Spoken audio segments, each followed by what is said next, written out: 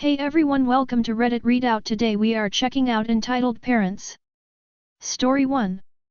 What do you guys think about this situation? I woke up to a text from one of my best pal's mom this morning. Something along the lines of stop hanging out with my son because you guys are staying out too late, college students during summer, and he's waking up at 3 p.m. every day and not getting enough done. Some context. He took a month off work to move houses and I went and helped, just after I returned back to my home city after my recent semester at school abroad. Me and a couple other mutual friends of his helped move all the furniture and their personal belongings into a U-Haul truck to help them move. Long story short, we worked 8 HRN days helping them move, cause his mom wanted literally everything moved including the closet doors and curtains and washer dryer and fridge, and they had a million bags and random furniture. After those long days of work we would hang out at night, go for a smoke and talk and just vibe. And after he finished moving we'd occasionally meet up late night after our duties were finished and go for a walk and smoke. Thing is, some days we would return at 23 am, but it was summer vacation and we didn't plan on letting this continue for anything longer than another week at most, as his hiatus from work would end and I would go about my endeavors. I looked at those 2 weeks as my post-semester break period where I just did whatever I wanted, and instead of drinking or going to parties we just hung out, had good genuine conversations and listened to music, but it was late into the night as I mentioned earlier. So today I woke up to his mom texting me accusing me of influencing him to stay out late and going to parties, which we didn't, and being a degenerate essentially, and that if I didn't stop bothering him she'd find my mom and try to end our friendship. Now for some more context, she's a single mom and she also is mentally very volatile from my experience and his stories of her that he tells me. She's not afraid to be selfish and greedy towards everyone except her and her family, basically using any manipulation tactic to get her way, and if she doesn't she freaks the hell out. Basically this is the part that gets spicy. It's when I responded telling her that we weren't going to parties, instead going for walks and hanging out alone as good friends, just having conversations and catching up. I also told her, maybe I was too brutally honest, that her accusing me of doing bad things to her son is very disrespectful and not my problem. I also told her that she should respect her son enough to act like an adult and have his priorities straight, which my friend does for the most part. He was taking a break, for fuck's sakes. His mom just wants an unrealistic perfectionist lifestyle and demands him to do crazy shit. I ended the message by telling her to be more respectful and not send such messages to me with false accusations and threats. This made her flip out. She basically went on a rant about how I'm a terrible human with ill manners and how children should obey their parents no matter what, etc., and that she would call/report to the police on me if I texted him or called again. Telling me to feel shame for talking to her like that. I consulted to my girlfriend after the fact and she said I could have been a bit nicer in the way I delivered that message, like not been so brutally honest and blunt, but I told her what type of person his mom is like and my GF understood. I'm a very kind and empathetic person to all my friends and family, but I cannot stand disrespectful people that fail to consider anything or anyone outside of their little delusional reality. I did not attack but simply state the truth. The question I have for you guys is, did I do something wrong? What does this speak about her character? I want an analysis of this situation and how I should go about it like an mature adult, that's all. Thank you. Story 2. I told my M that it's her own fault, none of her kids will open up to her. My mom is currently mad at me after I told her the honest truth. I know it sounds entitled on my part, but my mom brought this on herself. For my transum 16 whole life, I'm the eldest. She's coded into me that I'm supposed to help her, I'm supposed to push my emotions, my mental health and or physical health out the way to help her. I remember very young I would sit down and let my mom hug me and cry on my shoulder about whatever was happening. I thought this was normal, and when my lil sibling was born when I was 2 I was forced to give up everything for them. That meant baby clothing, food, shoes, etc. I had to get my clothing from the lost and found, which 9/10 times didn't fit.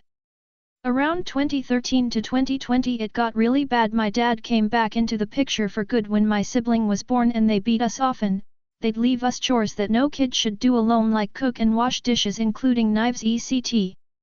It got really bad when a teacher called DCF on us and we had to move BC of it.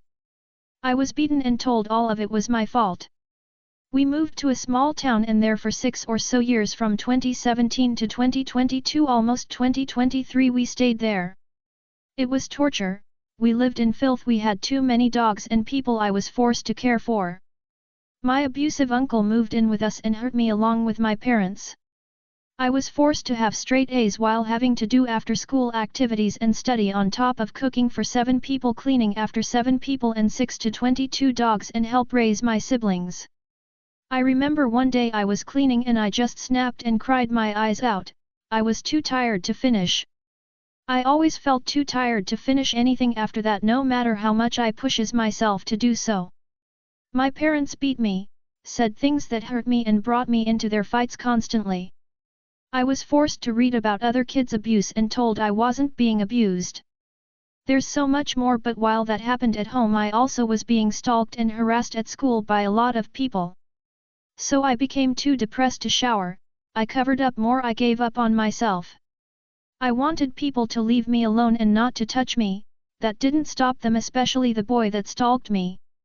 No one helped me and we moved into a trailer surrounded by pedos for a couple of months in the beginning of the year. I again was forced to clean and cook and take care of people. I broke and that's when I went to the mental hospital for the first time. My mom is now with her new girlfriend who we are living with. I will say this new house is way better than the last 10 years of houses. But my mom is still the same vile woman who hurts people. Today my lil sibling, 14 non-binary, had a mental breakdown and my mom yelled at them for not wanting to tell them why they were crying. My mom went to complaining to me and I told her I don't care for the first time in forever. I told her it's her fault we don't want to talk to her and it's her fault we are the way we are. If she would have taken better care of us or at least aborted us we would have been better off than her hurting us. She started crying and saying how she didn't mean to, she's sorry, it was my dad's fault. I reminded her that I still didn't care about her or her problems and honestly the main reason I'm getting my new job is because I'm trying to get away from her and I hope my siblings do that same soon. She's now crying still and I couldn't care less, it's her fault, all of it is. I wanted a mom and never got one, I wanted the bare minimum and never got it. My siblings wanted the bare minimum and never gotten it and now we are running away from them slowly. It's not our fault, we had terrible parents. Story 3. If you were just nice. When I was 17, currently 41M, I worked for a big chain retail store. At this time I was working the customer service desk which dealt with returns. In September, while I was sorting the returns we had processed over the last hour, a lady, about 40 years old, we'll call her Karen, walked up to the desk. Since the bins for the different departments were along the wall behind me I didn't notice her approach the counter. It couldn't have been more than 2 minutes that she was standing there when she said, "Hey, boy, get over here and help me."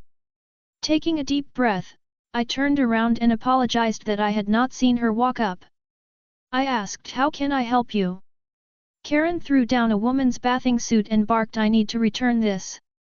Aside from the fact that it had obviously been worn more than once by the shape it was in, we had a no-return policy on bathing suits and underwear, which was posted in the department of the store and on a large sign right behind me, along with the other return policies. I explained to her that I wouldn't be able to do the return for health reasons and that it was clearly marked in the store before she bought it. That's when she started to yell. For the first 15 seconds I was stunned at her 0 to 60 anger response.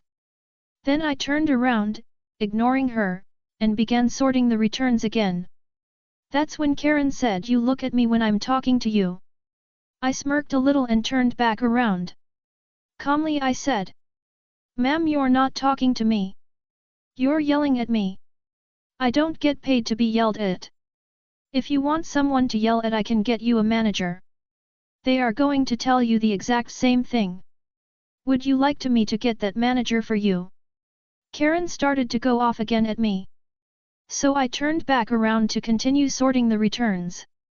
That's when a manager happened to walk by and hear what was going on. The manager came over and asked what was going on. The lady started to yell at him and he told her he didn't ask her. looked at me and asked what is going on. I explained the whole situation to him. He nodded, turned back to her, and said, "Ma'am, my employee is right about our return policy, which is clearly marked in the department you found it and on the large sign posted on the wall. As a manager I could make exceptions for returns. However, I do not stand for people treating my employees who are following procedures the way you just did." That's when she changed her tune, apologizing, but my manager was firm. He told her that she will not be getting the return. And if she comes back and treats another employee this way, she will be banned from the store. When she had left, the manager asked if I was okay. Which I was. He applauded how I handled the situation and I thanked him for having my back. Story 4.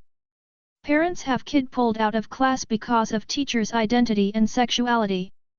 My sibling's a teacher and goes by Echo. They're non-binary and as a teacher they go by Teacher Echo or Teacher Echo. They teach 7th grade. They never use their last name because they don't like their last name, which is valid. A lot of people don't like their last name. Echo is male presenting but has a feminine voice. They never wear skirts or dresses. They mostly wear suits. No big deal, right? They had a new student come in January and we can call this student Jen. Liked Echo and accepted them for who they are. Jen then told them they want to be called Charlie because he was questioning his gender but wants he/they pronouns. Echo did and kept Charlie closeted as his mother was very religious. When spring parent-teacher conferences came around, they wore a suit. Let's call Charlie's mother Susan since Karen is overused. You can clearly tell Susan was very religious based on what she was wearing. Echo said, "Hello, I'm Teacher Echo, Yen's teacher." Susan then wanted to speak to the principal but wouldn't tell them why. Susan then complained to the principal because she didn't want someone like her teaching her kid. She then pulled Charlie out of Echo's class. Charlie was given to her coworker and visits Echo during lunch and has lunch with them. Apparently Susan complained to the board when the principal wouldn't fire them. Susan is still trying to get Echo fired because I don't want my daughter to turn gay. Echo has a wife and a lot of people know. That's all for today. Please don't forget to like and subscribe.